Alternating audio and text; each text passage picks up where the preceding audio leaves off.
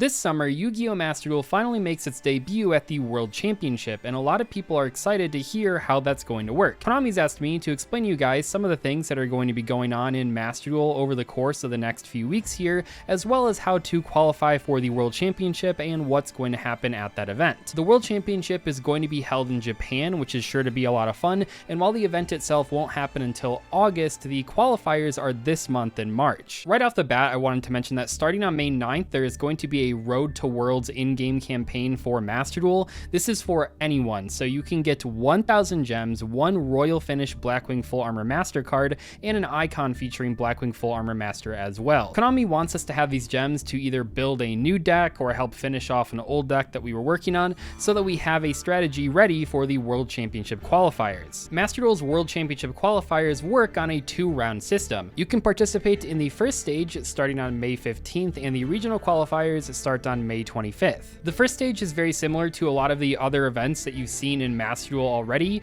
Players will be able to move on to the regional qualifiers based on their rank in this first stage. You start at Duel level 1 and work all your way up to Duel level 20, which is the max. During this first stage, I would highly recommend playing a deck that you are both comfortable with and that you feel has a good matchup against the current format. You're going to be playing a lot of games during this section against good opponents, playing good decks, so you want to make sure that you're prepared for that. Once you get to the regional qualifiers, you're competing to be your region's representative. It's pretty simple. Winning a duel increases your points and losing a duel decreases your points, and the players with the highest points accumulated in their regions will be able to be the representatives. Where things get really interesting though is that even though the regional qualifiers are solo play, the World Championship is actually going to be a team-based format. Winners from the regional qualifiers choose 2 teammates from the same region who also participated in the regional qualifiers to accompany them to Japan and play at Worlds. This is a very unique twist for the World Championships, and I can't wait to see what the teams look like. Now, in terms of what decks to play during the regional qualifiers, obviously you want to bring your most competitive decks. These are the qualifiers for getting to the World Championship after all. For a lot of people, that probably means they're going to bring tier elements to the regional qualifiers. Tier elements have been incredibly popular in Master Duel ever since the release a few weeks ago,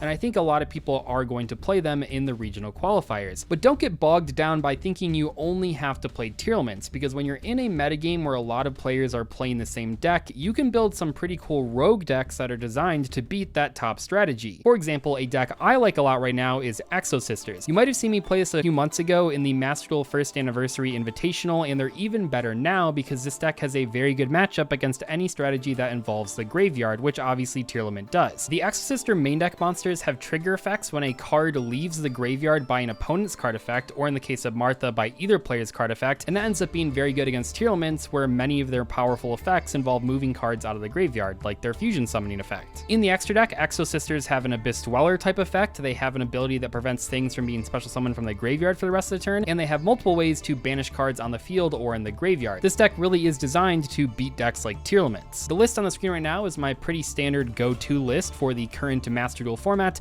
and I think it should be pretty good for the regional qualifiers and the first stage as well. I've been playing Exo Sisters for a little over half a year now, and I've really enjoyed it, and I highly recommend checking it out if you haven't already. Just in general though, I think that both DD Crow and Triple Tactics Talent are some of the best generic cards in the current format, and I definitely recommend trying them out in the decks that you're planning on playing for the World Championship qualifiers. So to recap, starting on May 9th, there's going to be a Road to Worlds in-game campaign, which will give players 1,000 gems, one Royal Finish Blackwing Full Armor Master card, and an icon featuring Blackwing Full Armor Master. Then on 5/15, we have the first stage starting up that ends on 5/28, and then on 5/25, we have the regional qualifiers, which also end on 5/28. There is a lot going on in Master Duel in March, and if you're planning on trying to go to the World Championships, now is your chance to qualify. Huge thank you to Konami for sponsoring today's video, and make sure to click the link in the description below for more information about the Yu-Gi-Oh! Master Duel World Championship qualifiers. I'll see you guys later. Thanks so much for watching. Goodbye.